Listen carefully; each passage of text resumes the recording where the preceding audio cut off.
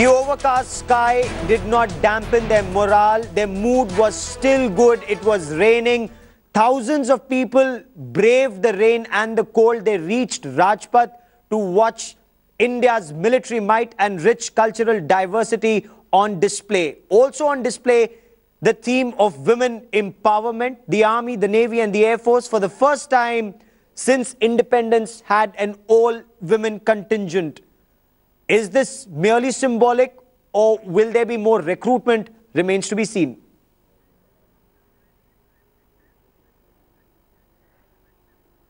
And headlines today is Kamaljeet Kaur Sandhu caught up with some of these young lady officers who marched past the saluting dais. Let's listen in.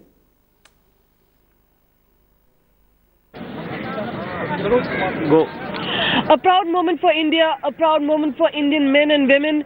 Women are now leading the contingents in the Republic Day parade, and we have with us Sandhya Chauhan. You are leading the Navy contingent.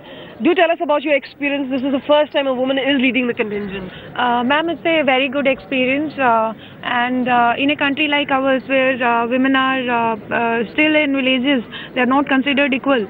So it's a call for nation, and it's a message for nation that women are equal to men.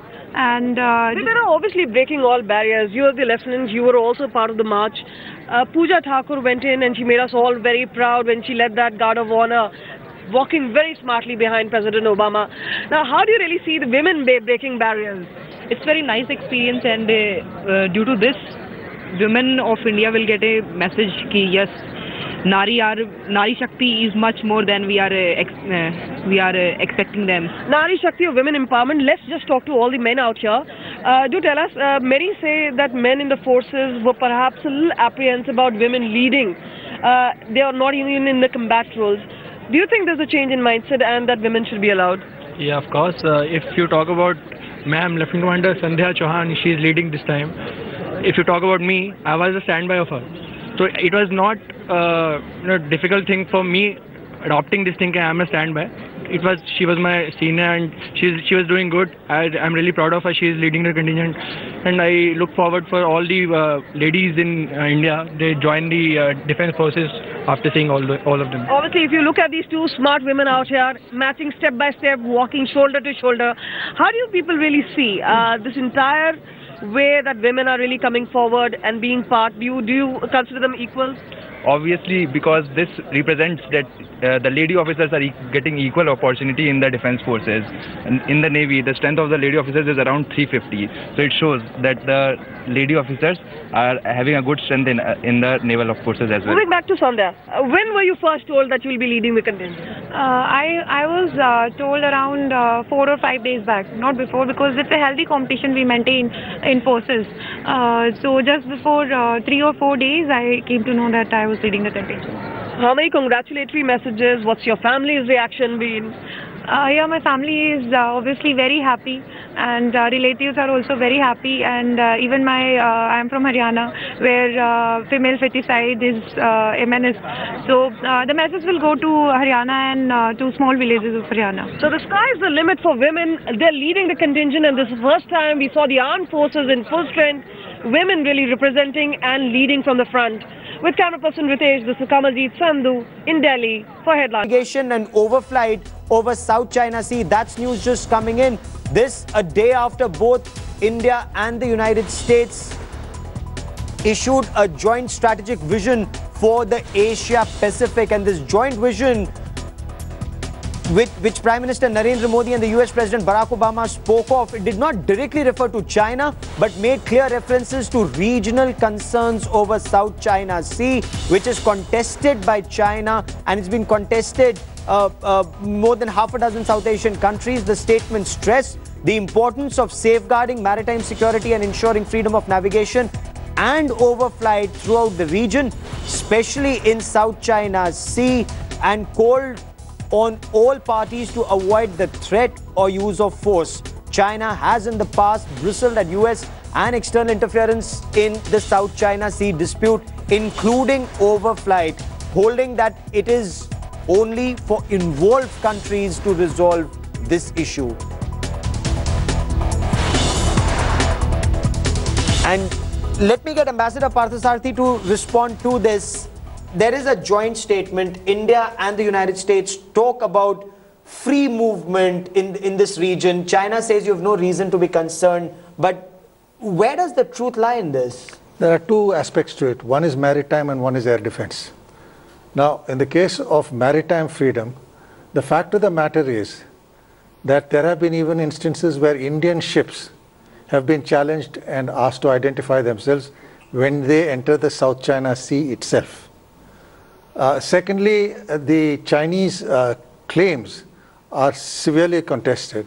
The Indian position has always been that maritime issues are settled in accordance with the international law of the seas, the law of the seas conference. So I think broadly we have reiterated that. It was obvious and evident that China would bristle at this. But the fact of the matter is that 44% of our trade flows through the South China Sea to the Pacific states, including to Japan and the west coast of the United States. So we have an interest that that proceeds unhindered. Secondly, there is where you go into oil exploration with one country, especially if you are adjacent to their shores.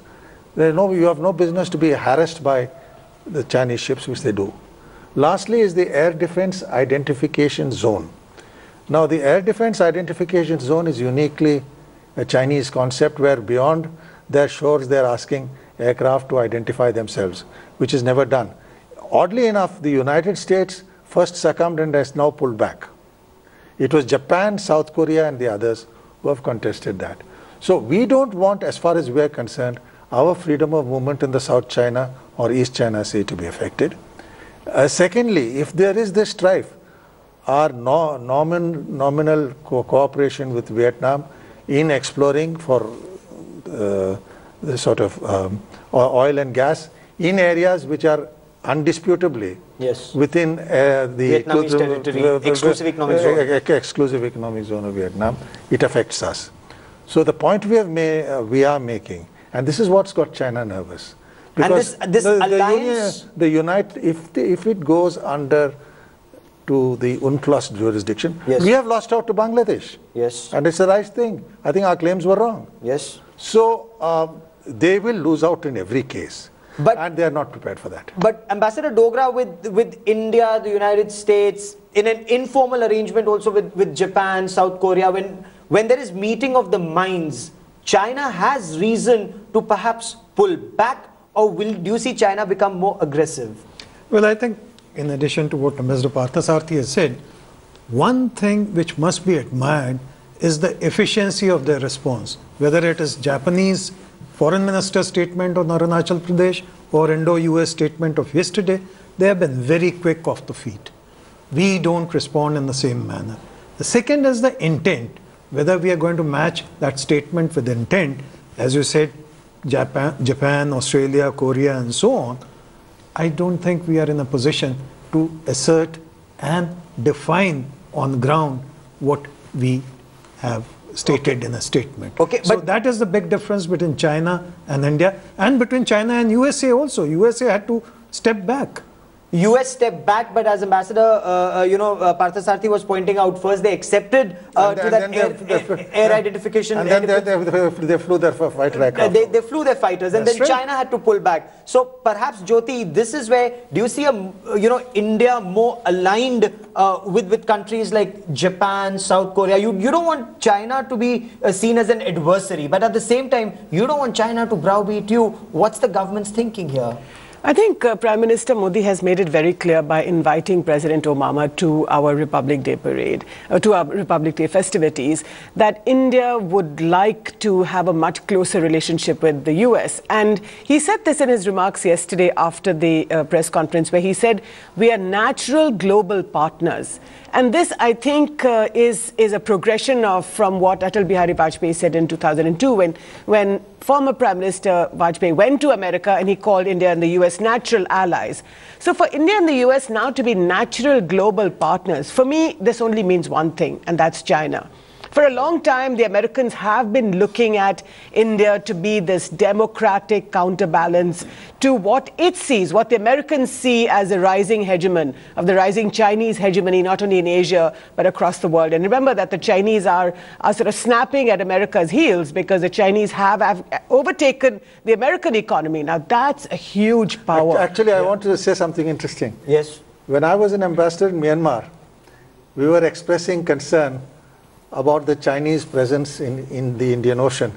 And I remember a Chinese admiral remarking that the arrogant Indian should remember that the Indian Ocean is not India's ocean. Yeah. I now love to say the arrogant Chinese should remember that the South China Sea is not China's sea. That is very interesting. That is very interesting. But is China just testing waters, Rana Banerjee, in your opinion, when China reacts this way? When China also says that, you know, the US President's India visit is just very superficial. Are they testing waters, or do they carry the stick to ensure that their writ prevails? Regarding the South China Sea, it's a statement that was to be expected. It is the first expression of Chinese reassertion of power. It's going to come in the South China Sea. So we have to take this in our stride. We have to buttress our own strength so that our transit routes, trade routes are not affected. Whatever is necessary needs to be done to buttress our naval strength. As regards the comment on the visit being superficial, this is again, I would say, an expression of angst, because they have perceived that this is a very symbiotically very close and a developing relationship, but they have sort of tried to flag issues in a manner to reduce their importance. So again, I think we best ignore this. We best ignore this. At the same time, we need to be prepared. But yes, I just wanted to say that it's interesting that I think Prime Minister Modi is evolving actually as a sort of a realpolitik, you know, Prime Minister, because here there was only 3 months ago when he and the Chinese President were walking hand in hand along the Sabarmati River. Yes. At which point the PLA troops have crossed the line of actual control. Today, I think it's very interesting to see this sort of jostling for India's affections, if I may put it like that. But and I think you know, that's a very valid point and a very interesting point that you raised, because General, when the Chinese President Xi Jinping was here, while they were walking hand in hand, the Chinese troops violated the LAC, and there was that tension. But when the American President is here, it's all you know, hi Barack and hi Modi, and a lot of you know, hugging and bromance, as one of the newspapers described it, that happening. So that people to people, it brings India and the US, you know, they're seen in better light. I would want to make 3 points. Firstly, force, you say we should be better prepared. Force application is a political decision. Unfortunately, in India, we haven't institutionalized this process of risk escalation and risk control and force application. And therefore, when we say we be better prepared, we see give some more money to the military, give them something else, and we are better prepared. Okay. It is not so. Diplomacy, economy, military, all three have to come together. And if our concerns are that our freedom in the seas should be retained, then our maritime capability has to be very different. Okay. The other subtext, if you notice yesterday when we were talking of India's larger role, and Obama especially said so, that we feel that India needs to play a larger role. What does that mean? It doesn't mean just UN peacekeeping. And he specifically says that we have to grow above the UN peacekeeping, which means that he is wanting power projection and force application to become a part in the manner that India thinks and get aligned to the US in some kind of a contest, which is unlikely that India would do that. Also, we need to be seen how quickly can a force come up to speed with the kind of force projection that we intend to do. That is something we'll talk about on the other side of a short break. China has reacted sharply. Of course, China is saying India and US have no reason to be concerned about free movement in the South China Sea. But is that actually the truth, or is there more to it than meets the eye?